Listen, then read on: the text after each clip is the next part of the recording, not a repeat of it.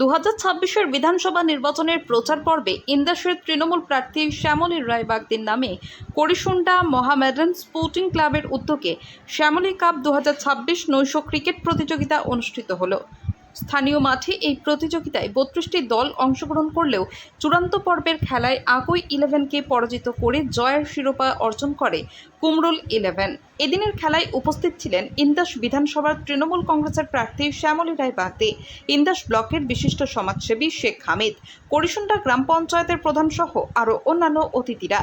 আয়োজক করিসুন্ডা মোহামেডান স্পোর্টিং ক্লাবের তরফে জানানো হয়েছে, ফাইনালে বিজয়ী দলের হাতে সুদৃশ্য ট্রফি সহ নগদ 5,001 টাকা ও বিজিত দলের সদস্যদের হাতে ট্রফি সহ 4,001 টাকা তুলে দেওয়া হয়। এছাড়াও man of the match, man of the series সহ অন্যান্য পুরস্কার দেওয়া হয়।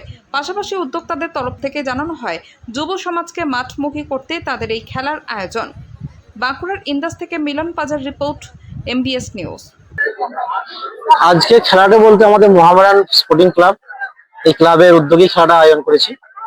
তো এই খেলাটা বহুদিন আগে থেকে আমার চালু ছিল, চালিয়ে আছে, রানিং রেখেছি।